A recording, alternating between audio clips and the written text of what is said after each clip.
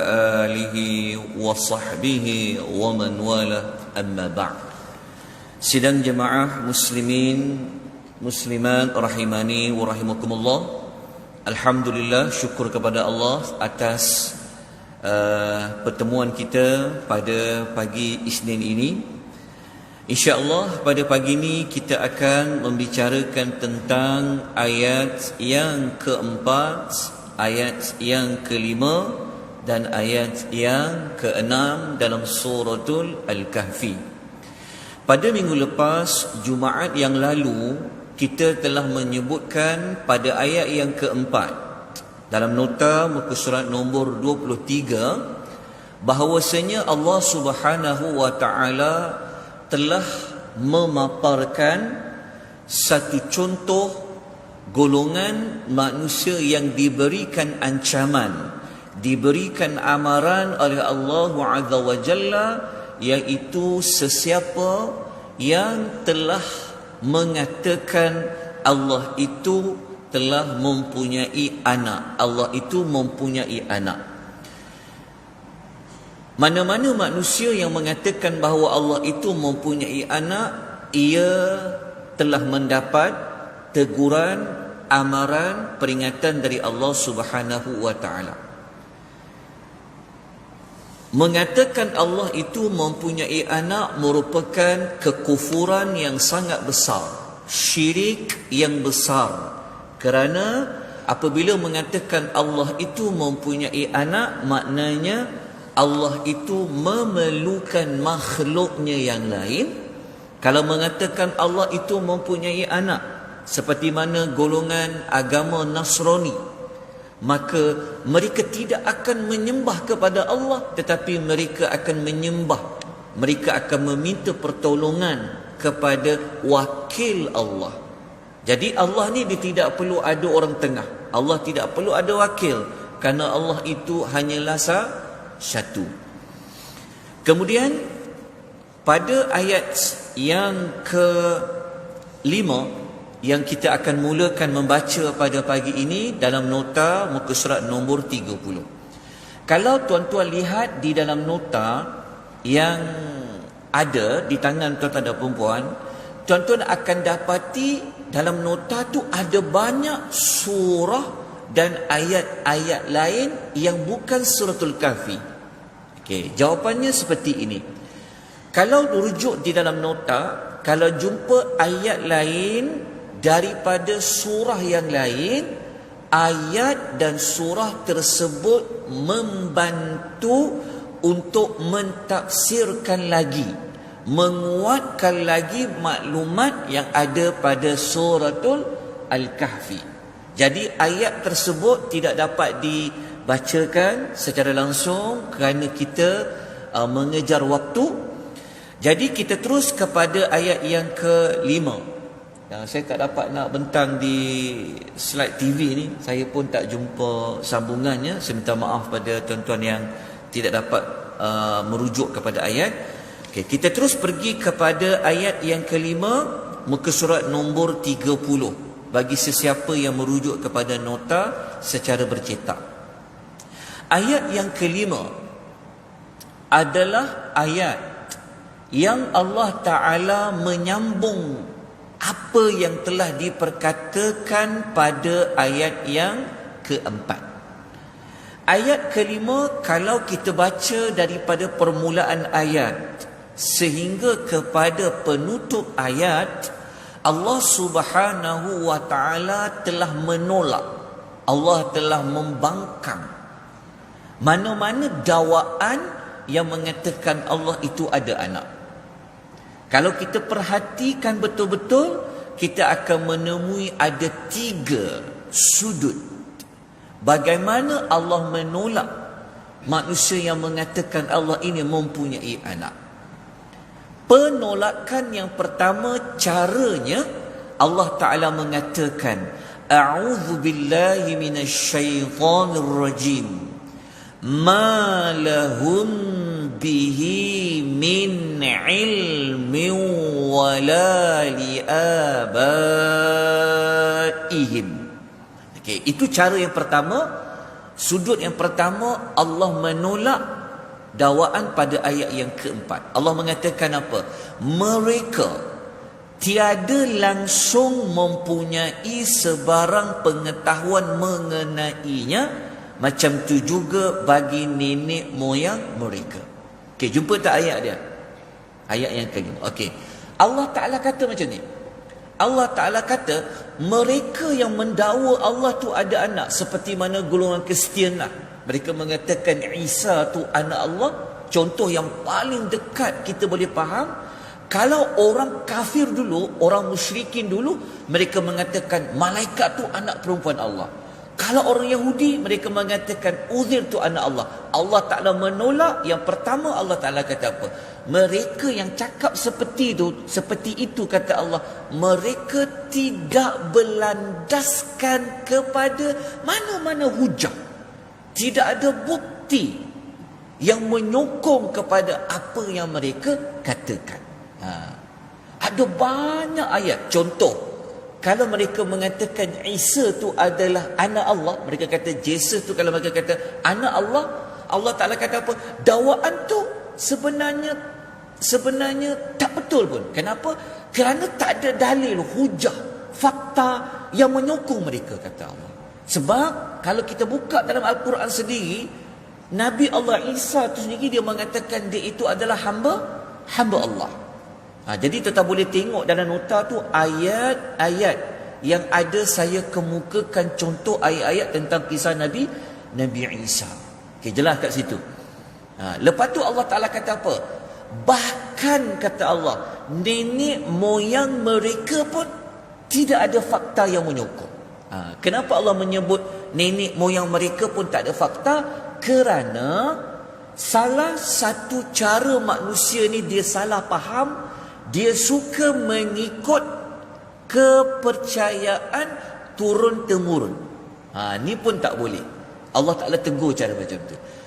Apa yang nenek moyang mereka percaya, itu juga tidak betul, kata Allah. Itu adalah penolakan yang pertama. Penolakan yang kedua, kalau kita baca ayat yang kelima ni, Allah Ta'ala sangat tidak setuju apa yang mereka mengatakan, sehingga kan Allah mengatakan kaburat kalimatan takhruju min afwaihim. Allah mengatakan alangkah besarnya perkataan, iaitu dosa. Allah kata betapa kejinya, betapa buruknya kalimah, perkataan yang sentiasa keluar daripada mulut mereka. Kalau tuan baca dekat situ kan ada perkataan kalimah kan? Kalimah ni maknanya satu je kalimah. Maknanya kalau ada mana-mana perbuatan syirik seperti ayat 4 tu, kalau mereka katakan Allah tu ada anak, Allah kata kalimah macam tu, kata Allah sangat besar dosa dia. Jadi Allah Ta'ala sangat murka dengan perkataan itu. Okey, kemudian Allah Ta'ala mengatakan pada kaedah yang ketiga, penolakan yang ketiga, Allah mengatakan yaquluna illa kadhiba.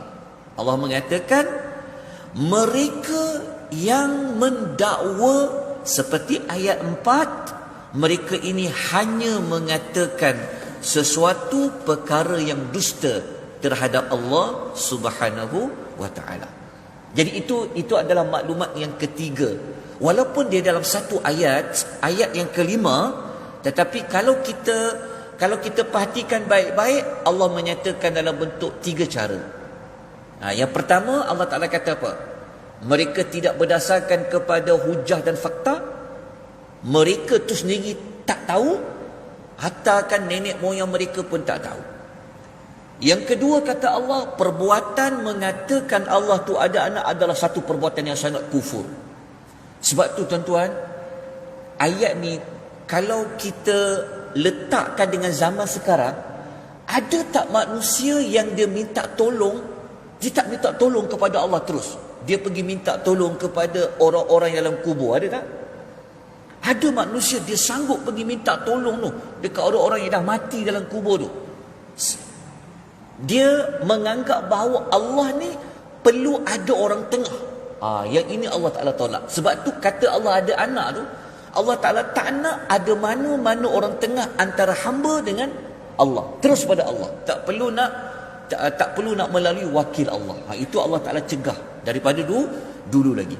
Sebab tu kalau tuan-tuan perasan, pada ayat yang pertama Suratul Kahfi lagi, Allah Ta'ala telah mengatakan bahawa Nabi yang terima Al-Quran itu adalah apa?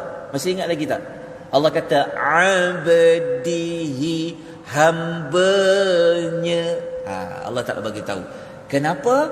Kalau Allah tidak menyatakan Nabi ini adalah hambanya, nanti akan ada zaman umat manusia yang mengangkat Nabi Muhammad sebagai Tuhan. Ada tuan-tuan. Hatta zaman sekarang ni ada orang betapa dia mengagungkan Nabi Muhammad SAW ni, sehingga mereka menganggap Nabi ini suci. Suci itu sampai menganggap Nabi ini ada taraf ketuhanan. Yang ni tak boleh. Kita ahli sunnah wal jamaah, cinta kita, pengagungan kita kepada Nabi, dia ada batasan dia. Hebat macam mana Nabi Muhammad, mulia macam mana Nabi Muhammad pun, dia ini adalah manusia, dia adalah hamba Allah. Okay, ini kita sudah sampai kepada ayat yang kelima. Kalau tengok dalam nota, tuan-tuan akan dapati ada ayat lain. Contohnya, saya sebut saja ayat dia fungsi untuk apa. Kalau tengok muka surat 31 surah Al-An'am ayat nombor 100, tuan-tuan akan menemui bahawasanya ada manusia kata Allah ada anak lelaki, Allah ada anak perempuan. Allah mengatakan perbuatan itu sebenarnya adalah tidak benar. Kalau baca dekat surah Al-Ma'idah daripada ayat 104, Allah Ta'ala mengatakan mereka, apa yang mereka dakwa itu sebenarnya adalah ikut nenek moyang mereka perkatakan.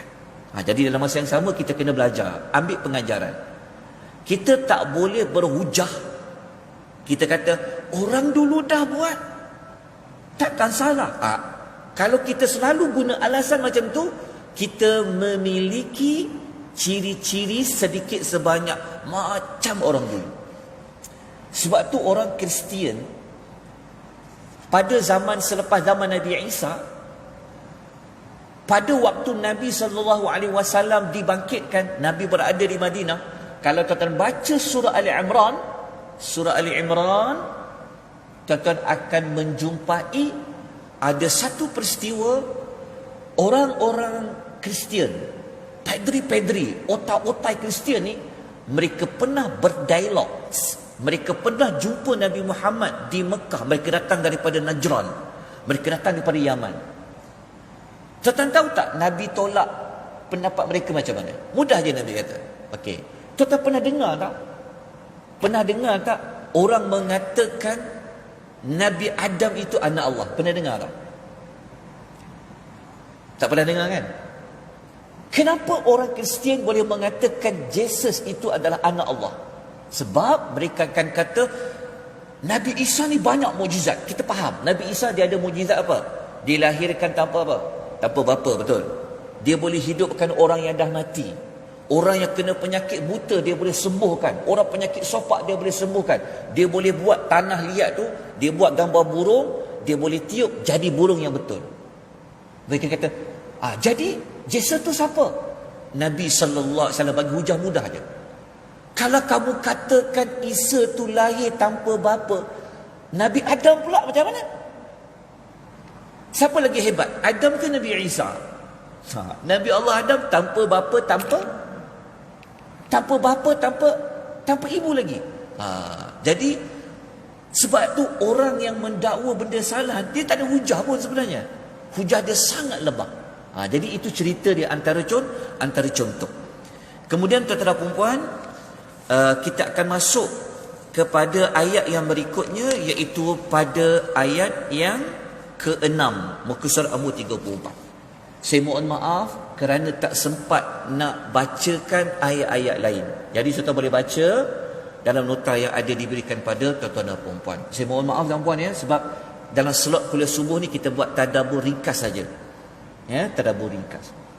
Baik, tengok muka surat nombor 34. Bagi siapa yang ada nota secara bercetak,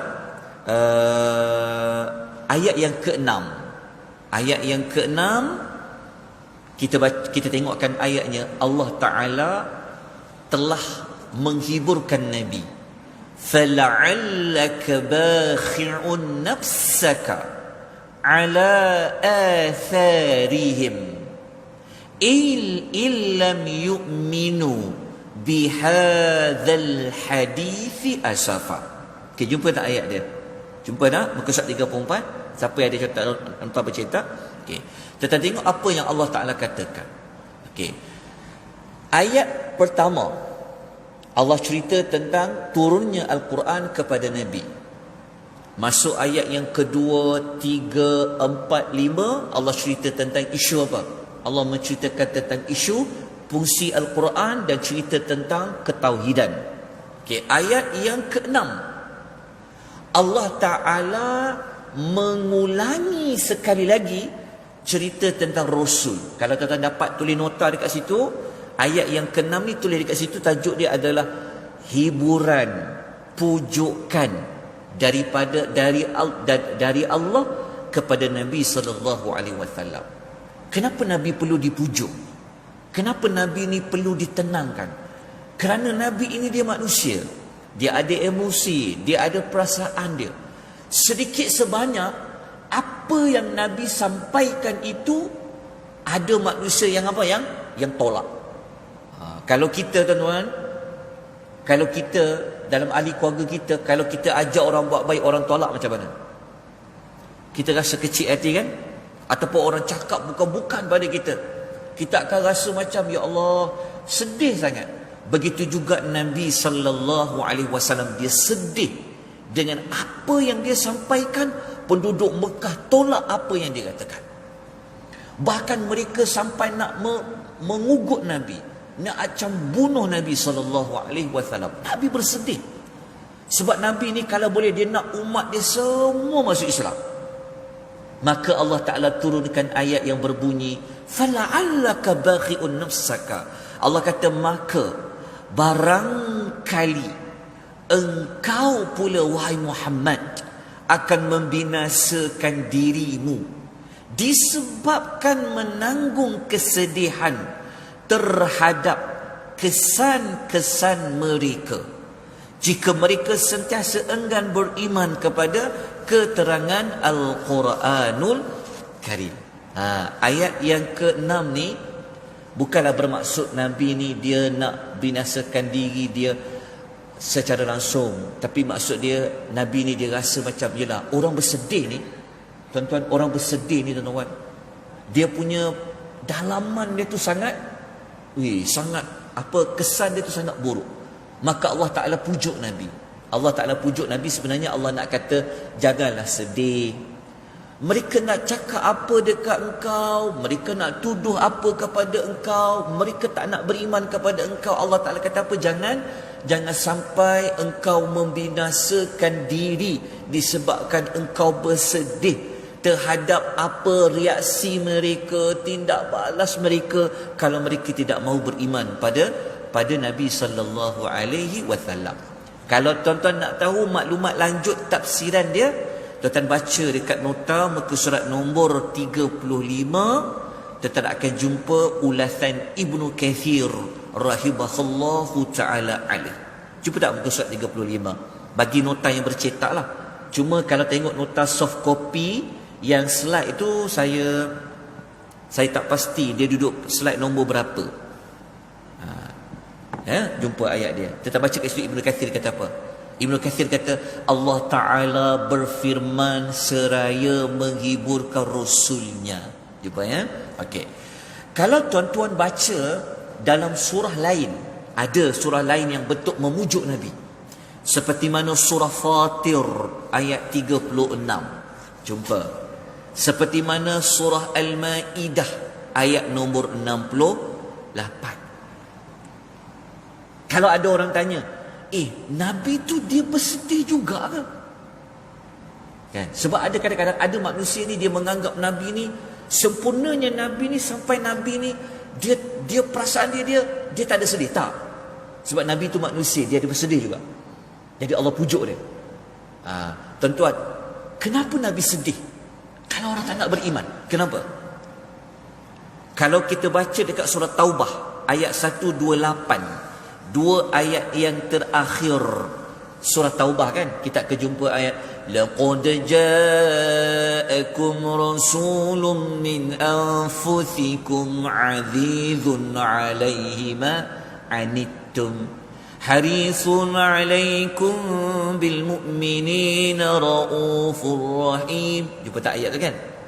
Ayat tu kalau tuan-tuan nak kenal Nabi Muhammad ni dengan manusia lain macam mana, dengan umat dia, tuan-tuan baca ayat 128. Ayat 128 tu Allah Ta'ala cerita Nabi Muhammad ni ada 4 sifat dia kepada umat dia.